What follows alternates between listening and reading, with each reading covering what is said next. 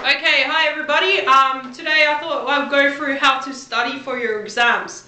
Okay, so obviously exams are coming up. We're in August, September. Once we get into the embers, September, October, no, into the burrs, it's study time season, okay? So I wanted to go through some advice for you to you know, make sure that you start studying and what to do, how to study, because sometimes it's such a big job that you kind of like look at it and you start procrastinating, okay? So basically one of the best ways to study for anything is to do heaps of questions, okay?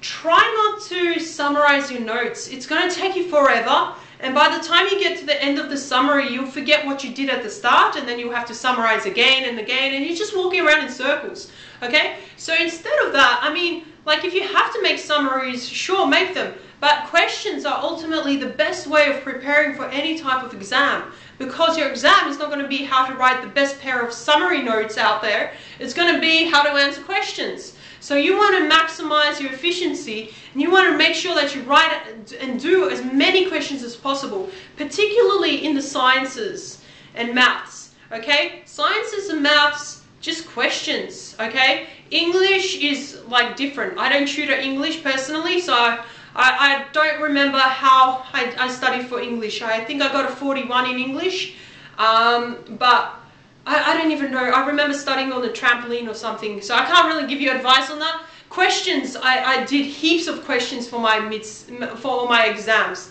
Okay, so yeah, basically questions. And when you do those questions, make sure you have the answers, okay? Because it's pretty useless to do questions with no answers.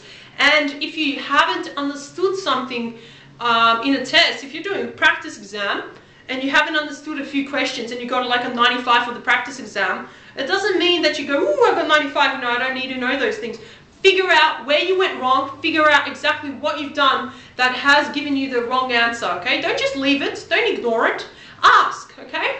So that's the best way of learning, I think. And even when you get to uni, best way is to do questions, because if you summarize the uni syllabus, you're going to run out of life, okay?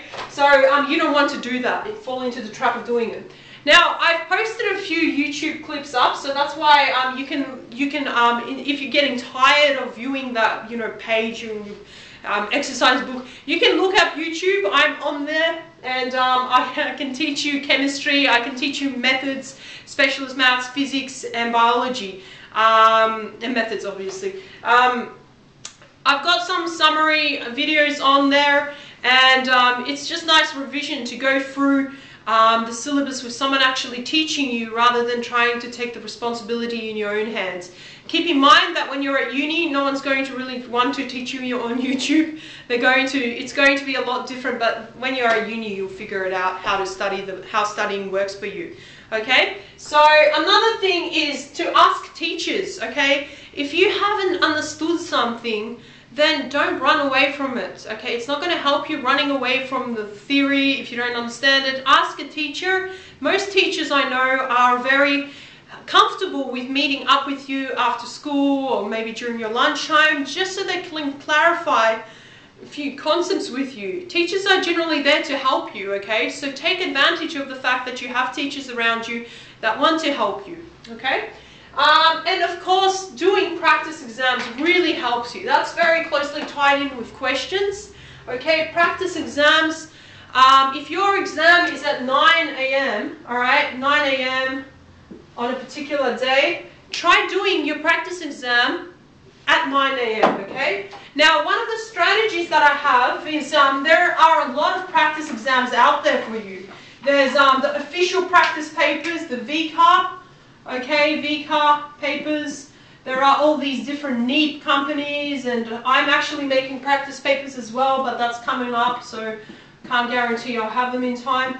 Then there's all these Lisa Chem, all these different companies and their practice papers. So what I suggest to you is to do practice papers in the order of their importance, okay? So at the very start, you want to do practice exams that are not very important, that are not very, you know, like at the start, especially when you're practicing, You don't want to do V-cut papers, because then when you do them, you're not going to maximize the amount of learning from them.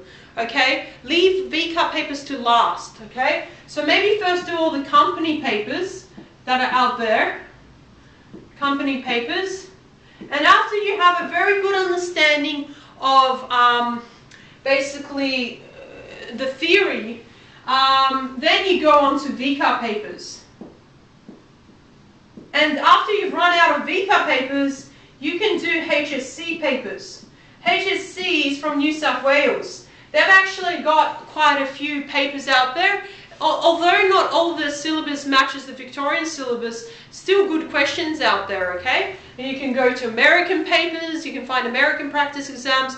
There is a huge amount of resources out there. You have to use them, okay? So I suggest that if you're doing the following subjects, if you're doing maths methods, I remember that I did about 35 papers for maths methods. For specialist maths, I did about 50 papers. I was a bit of a nerd.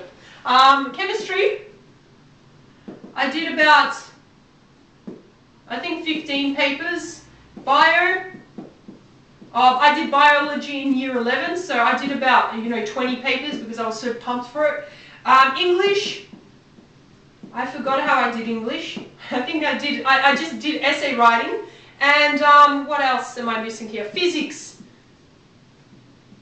Physics, I did about 15 practice papers. So you want to maximize the score. I got over 95, and you really want to maximize your amount of practice papers. The mistakes I was doing is I wasn't probably going for quality, I was going for more quantity. Remember to get that quality aspect in these papers. Remember to go and ask when you haven't done something right, instead of just looking at the mark going, ooh, a 90, good enough.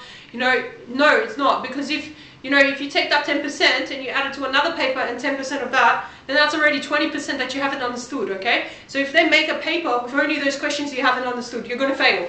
And I'm not saying you'll fail, okay? I'm just giving you advice to make sure that quality counts as well as quantity, okay? So make sure you do a lot of practice papers and make sure that you practice a lot of questions and stay clear of any prolonged summary notes, because it's going to take you your whole life, okay? So I hope you learned something, and I'm going to make a few more videos on different concepts within VCE, so just stay tuned, and I hope you have a great day. See ya!